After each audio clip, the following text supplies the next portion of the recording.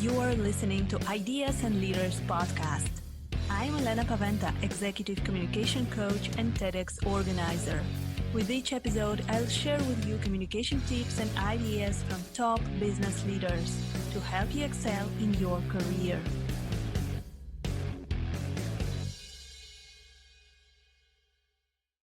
Welcome to the next episode of Ideas and Leaders podcast. Today, we are discussing a very exciting and interesting topic with Ryane LeCesne, and she actually has coached nearly 1,000 high-achieving women in the last 10 years to advance in their careers by overcoming their self-limiting mindsets, imposter syndrome, perfectionism, and distractionism. And this is what we're going to speak about today. Hi, Ryane. It's great to have you on the show. Hi, Elena. Great to be here. Thank you so much. It's an honor and such a privilege. I'm a big fan.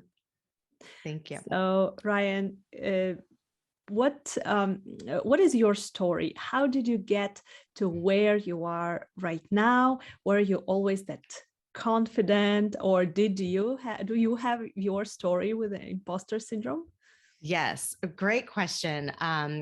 So let me start by saying yes, yes, and yes. Do I have a story about imposter syndrome? I have many. I love to say that I am my own best client. I am a perfectionist, imposter, distractionist in recovery. And I mean that wholeheartedly, and that recovery is a practice. It is not a state of being where you just arrive and suddenly there's no more self-doubt, there's no more fear, there's no more holding on to a project or an idea until it's perfect, or being distracted by the many, many, many things that life has to offer, where you get to this space of just clear-mindedness. It is a ongoing process of recovery for me and for those that I've worked with who've had major transformations. It's always staying ahead of the thoughts because they're there. I am a human being, and as long as I am a divine being in this body, there will be fear, and there will be those ingrained mindsets. And so I am always working on myself for sure. So how did I get started? I will say that this is truly my business at coaching, transformation, supporting particularly high achieving women, and particularly specializing in the needs of high achieving Black women and women of color. It's a life's journey for sure, but what time and space to kind of start a story. So I'll start with a story. I had just finished graduate school at Georgetown. I got my master's in communications and public relations. And Georgetown was starting part of the program. They were starting a class, an actual course around career development. And it was taught by a coach. And this was back in maybe 2015-ish. And to pilot this class, they brought in 3 or 4 women, and I was included in this group for a Saturday workshop with this coach. Now, at the time, I was steeped in personal development. Again, this is a life story. I grew up, my parents are very passionate about personal development.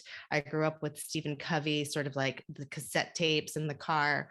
So very, very primed. I was doing leadership work. So very, interesting to me. I had a passion coming into this, but I had never heard the term coach before, particularly not in this professional setting. And so I come into this Saturday workshop with some of my colleagues, other women who've graduated from this program, to have this day focused on personal development. Now, at the same time, in my own personal career, my own personal career journey, I was working at a nonprofit that was very, very near and dear to my heart, very special, a whole nother story. However, I was at a point on my journey where I felt overworked, underpaid, undervalued. And I have come to learn, again, another story, that it was more about me than it was about the organization. So I sit with that. But at the time, I was at a really, really hard point in my life, in my career. So I come into this class and I meet for the first time an amazing coach. And it was like the sky parted and I knew, oh my gosh, like I have to figure out how to move in this direction. This is everything that I've always wanted to do, like rolled up in one thing. This is amazing. And then Sunny asked this question. She said, do you talk to yourself as if you are your own best friend? And I can still feel the energy, like the emotion that I felt that day, where I was blinking back the tears. My throat went dry. My heart was palpitating. And I was like, oh my gosh, she's totally called me out. Like, I don't do that. I do not talk to myself as if I were my own best friend. I am like my own worst critic. And I present very positive. I'm very optimistic. And yet I knew she called me out on my mess, and it was that kind of cross section of coaching and me being called out that I decided, I think unconsciously, that I was going to absolutely move in the direction of starting a business to support women to become their own best friends, to close their confidence gaps, to stand in their brilliance, to work on the mindset, to move past imposter syndrome, to settle the issues with perfectionism, and to clear the way of distractionism. And that was like the seed that was planted, where a year later, I had a business and started to do exactly what I experienced that day. Wow, that's amazing that just one word, one phrase, 1 second can be this defining moment that will change our careers and change our lives forever. So it is always so inspirational to hear such stories. I think that many people, they don't do this. They don't talk to themselves as to their best friends, unfortunately. And what do you think, how those behaviors, this imposter syndrome and perfectionism, how do they influence our professional careers and our private lives as well? Yeah, well, I absolutely agree with you that I would say most people don't practice talking to themselves as if they were their own best friends. And I use the word practice intentionally because it's a habit, it's a practice, it's something that can be learned. And how does that impact us? Well, specifically around imposter syndrome, perfectionism, it's a mindset, it's a way of thinking, it's a habitual way of viewing yourself and viewing the world. And the way that we see the world, our perception, creates our reality. So if there is a habitual way of thinking that says something like, regardless, this is imposter syndrome-esque, regardless of my degrees, my resume, the accolades I received, all of the notoriety, compliments, even knowing that you are in your purpose, it is this deep-seated fear that you're going to be called out for not knowing the answer, for being a fraud, for somehow having gotten where you are really not by your own merit. So if that is the experience, imagine that at any point in time, at any given day, any conversation, if that is running in the background, if that is almost like the record that is playing, that static, that sound, that constant, flowing of thought around, you're going to be caught. You don't know this. What's going to happen? Don't say that thing. You're going to be identified. Don't. So this is happening as a person is trying to consciously be in conversation, make decisions, go after their goals, advance their career. And so there's this constant push-pull that's happening energetically where you have desires to move forward, and yet you have this self-limiting belief that is holding you back, causing incredible resistance, causing short-circuiting almost within yourself. This is suffering. It's suffering. And in that space, we are creating our lives. We are raising families, if that's, on someone's plate. We are being friends, mothers, daughters, sisters, brothers, fathers, all kinds of things. You are being you in this state of being where you have a desire and you have a self-belief that is limiting, and in between that space, energy is being drained. And not only is energy being drained, but your self-identification is being created in that space. And so if you feel like a fraud, then there is a part of you that believes that you are a fraud, which means that you're creating this self-identity that you're not really trusting. And that is experienced by the person. And so it causes a lot of chaos, and it causes a lot of discomfort within a person who is experiencing the mindset of imposter syndrome and perfectionism, for sure. A lot of suffering. Yeah. Subtle suffering. Yes, absolutely. I can relate to this. And I think that it is interesting why high achieving women, they actually have this. And for example, I can say that I am a high achieving person, and I had this moment in my life where I felt that I need to achieve more, to have a lot of certificates and diplomas, and do this, do that, run a marathon, do a PhD. And then I said, okay, I don't need to prove anything to anyone. I achieved enough. I am who I am. And but still, I have this in the back of my head, I have this, voice that, oh, maybe you're not enough. Maybe you need to do a little bit of more of this. Maybe you need additional diploma. Maybe you need additional something to prove that you're good enough. And as I talk to different women, I see that this pattern, it keeps repeating. Women who achieve a lot and who done amazing things, they keep doubting themselves. So why do you think it is typical for this type of people, and what can we do with this?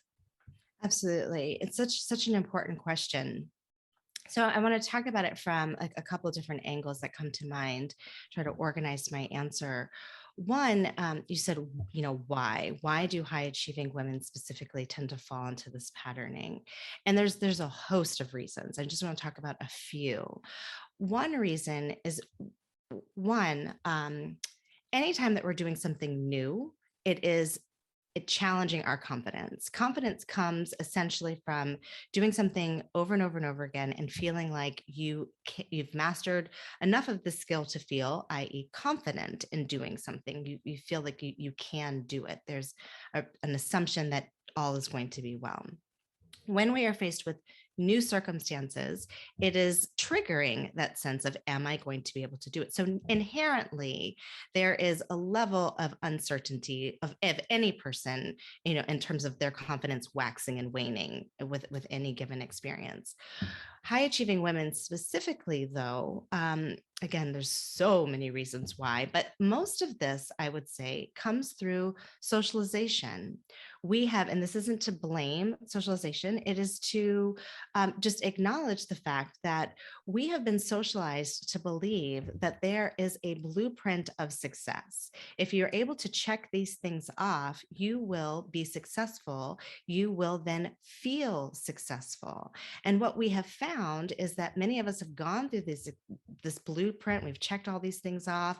We've mastered various skills. We've gotten all these degrees. We've followed we've done it all. We've PhD, run the marathons, picket fence, all the things. And yet there is a feeling of not feeling satisfied, not feeling whole, not feeling enough.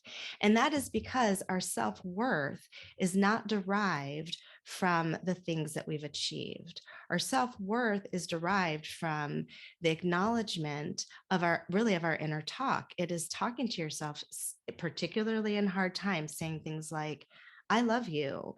We've got this. We can get through this. We can do this. Affirming yourself.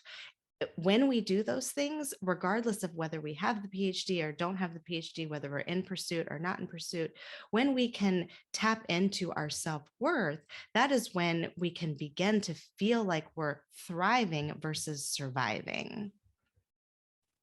Yes, definitely. We need to focus on our self-worth more than just on our achievements and different certificates that we are pursuing, instead of actually feeling our self-worth. Definitely. So if Ryane, you're talking about the three energies of professional advancement. Can you tell a little bit more about this, and how can we use it? How can high achieving women use those energies? Yeah, absolutely. So the energies are confidence, courage, and clarity. And these energies are wholly important for advancement because they are truly the trifecta is going to be able to support a person move from feeling stuck in a particular situation to forward momentum and forward movement. So it's really important to get clear on your why. Clarity is really, really, really important. And what happens so often, we have an idea, we have an inspired thought. And from a physiological level, something happens where for every thought that you have, you're going to have approximately 8 thoughts that tell you why that thought's not going to happen, or why, because we have a bias towards fear. And that is basic primal survival. So we're dealing with that. That's inherent. Now, what also happens is we have an inspired idea, we have an inspired thought, and then we have this flood of other ideas, like, can I actually achieve this? Can I do this? Can this happen? And we tend to immediately move to how am I going to make this idea come to fruition? And most of the time when an idea is new, we don't really have the answers to how. So we get tripped up. So how am I going to make this happen? I don't know. And that I don't know can tend to lead us to, well, if I don't know this, then perhaps I'm not ready. Perhaps I'm not enough. Perhaps I can't figure it out. And so we get stuck in this loophole. That's when we focus on the how. When we focus on the why, we get really clear on the why. Why do I want this thing? And not in a I'm going to prove myself kind of way, and not in a justification way, but really in a centered way. Why am I doing this thing? Why am I passionate about this? Why am I inspired? What does this mean for me? What turns me on? What makes me excited about this? What gets me inspired about this? And get really clear about the why and clear about the what. What is it? What does it look like? What's it feel like? What's it mean to me? What's the essence of it? That breathes life into an idea versus the how, which quite frankly, like, just deflates an idea. How is important, but it really has to come after the why and the what. So that's clarity. Courage is hugely important as an energy, because there's a great book written by Dr. Hawkins. And what he talks about in this book is, it's called Power versus Force. And so there are these power energies and force energies. And neither energy is good or bad. One, a low frequency feeling, a force emotion, has lower frequencies: guilt, blame, fear, anxiety. These are all low frequency feelings. We have high frequency emotions: love, excitement, even neutrality, optimism. These are all higher frequency. The leap between force emotions and power emotions is courage. That is the first power emotion. So if we can really tap into our inner courage, we have the chutzpah, the guts to, like, go after the thing. And then confidence as an energy is so critical, because confidence is this sense of, I can trust myself, I can do hard things, I can step up to the plate, I've got it, I can learn something, I'm a growing being. That trifecta is going to support a person advance very rapidly. Yeah. So clarity, courage, Mm-hmm. and the And third one, confidence. and Confidence. confidence. Mm-hmm. Yeah.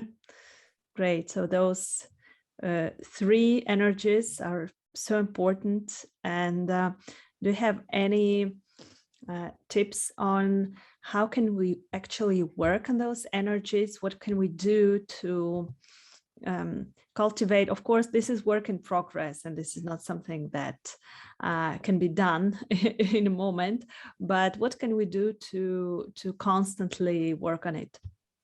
Absolutely. So the first, I think, is dealing with the clarity piece. It really is that exercise of tuning into the why and the what. I think that that is so important.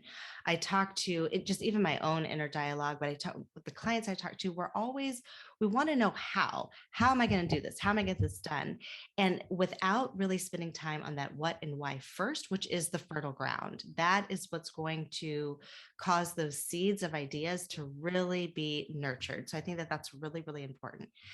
As it goes for the just sort of total package of beginning to really tap into these three energies, the best thing I can invite anyone to do is to start a meditative practice for so many beneficial reasons.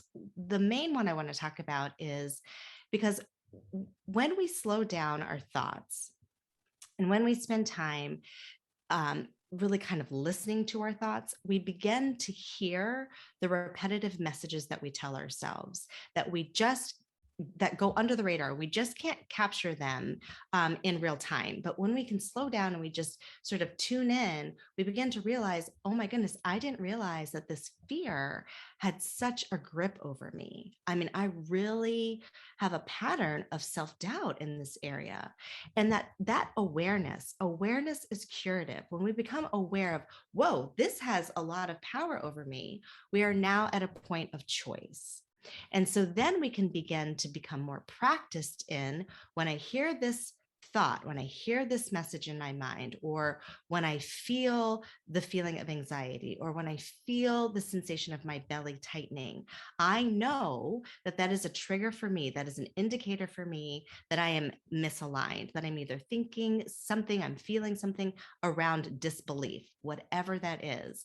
And now that I'm aware of that, I now can take some additional steps to recenter, to ground myself, to, pour on those affirmations, to deep breathe, to reset my nervous system, to talk to myself. Now I can access my inner resource tools now that I have a greater sense of self-awareness. So I think that system of, or that cycle, that process of meditation, really identifying what your thoughts are, your self-limiting beliefs, and then working to eradicate them essentially. And that's what I help clients do, is that process of getting in touch with, what are you actually thinking? What does your mind tell you? What are the corresponding emotions to that? How does that feel in your body? What behaviors are you noticing that is causing? And is that behavior, is that result aligned with what you want? And if it's not, how do we reverse engineer that process so that you're having the beliefs that then create the thoughts, the feelings, the body sensations, and the actions, thus the results that are in line with what we do want versus what we don't want. Perfect. Thanks for all the tips. And the last question I wanted to ask you, Ryane, is if you were to recommend to our listeners who want to go to their next career step, or they want to open their business maybe, but they have this inner voice that is telling them, oh, maybe next year, now you still need to learn this and that, you still need to do this and that, you're not enough. So what would you recommend them to do? Yes. So I recommend getting a coach. I really do. And not because I am a coach. It is because I am a client of a coach and I believe in coaching. I'm going to just tell a very quick story as we recap. So I shared with how I got into the coaching field and started my business. The next sort of layer of that was I went back to school, got my coaching certificate from Georgetown again. I started my business. And then I literally hit rock bottom, because how do I make this happen? I don't come from a business background. I've never been an entrepreneur before. I didn't know any of the systems. I honestly knew nothing about running a business. And life had it that I was supposed to meet a girlfriend at a networking event. She wasn't able to come. I was like not feeling well. I ran into this woman and she stuck out her hand and said she's a life coach. And I could just feel her confidence. I could feel all the things. I could feel her clarity. I could feel her courage. I could feel her confidence. And I knew that I had to have the thing that she had. And so I stuck out my hand and I said, I'm a leadership coach. And all I could feel was that side bubble saying, wah, wah, wah, you're an imposter. You're not perfect enough. You're not ready. I mean, it was on. It was really, really a high charged experience. So she and I went out to lunch, she invited me to lunch, and I was sharing with her just where I was in my practice, that I knew I was in my purpose. I knew I was doing good things. And I had all these ideas. I just was riddled with self-doubt. I was riddled with imposter syndrome, perfectionism. I mean, I was in knots. I was so tied up. And she said to me, now also I am a coach. So I believe in coaching. I mean, I believe in the process, but here I am, the tables are turned. I am in need of support. And she said to me, if you want this to be a business and not a hobby, you need to learn how to run a business. You need support. I can help you. And I went through all the same things that, every potential client goes through. Do I have the money? Do I have the time? Am I ready enough? Am I coachable? I'm not perfect enough to be coached. I already should be doing the things that I should be doing to be coached. And we worked through all of that. And it basically came down to, if you want to, Ryane, this is me to me, if you want to expedite this, if you want this to really work, if you want your dreams to come to fruition, you've got to have some support. You've got to have somebody, Serena, Venus, Beyonce, Michelle, on and on and on. And the list goes on. All of them have coaches. Like, you need a coach. And I have been with her for the last 6 years. And it has been game changing. So if you know you want to advance, get support. Do not do it on your own. You're doing yourself and your dreams and equally importantly, you're doing those that you are meant to serve a disservice by not getting support, by going at it on your own. And I say that from the perspective of a coachee, not the perspective of a coach. Yes, I totally agree with you on this, as I am a public speaking coach and communication coach myself, and I coach people to get on TEDx stages. Last year, when I did my own TEDx talk, I had 2 coaches I worked with on my talk, because it is so important to get the second opinion of the person who is an expert on what you're doing, even if you're an expert in the field. So I think that what you say is just crucial in every field. If you want to go one step forward, then you definitely need to look for support. Yeah. I cannot agree with you more, Elena. I cannot agree with you more. And I love that you had 2 coaches. There was a point in time in my business, I had 2 coaches. I was moving into doing more energy work, and I hired a coach to specifically build out that part of my business.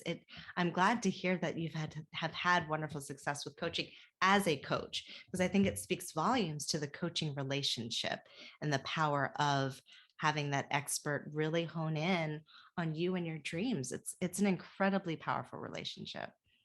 Yes, thank you for doing it. Thank you for helping others. Because I know that you are supporting others live their dream of public speaking. And it's such a vital support system as coaching. Good for you. It's really exciting. Yes, absolutely. Yeah. And I think it works in every industry, right? I have, for example, a running coach now, and I know that he has his own coach, but at a totally different level. And then I need support. He needs support with something else. So this is so important. Ryane, and I wanted to ask you if you want to, if our listeners want to contact you and they think that maybe they might work with you, or they just want to know more about you, where can they reach out? Yeah, absolutely. Thank you for that question. So I offer a quiz. It's a free quiz, and it's called the what's your number one confidence killer quiz. And the whole focus of it is helping someone to, again, for free, it's a free tool, identify which of the three confidence killers, perfectionism, imposter syndrome, distractionism, is the biggest confidence killer in their life.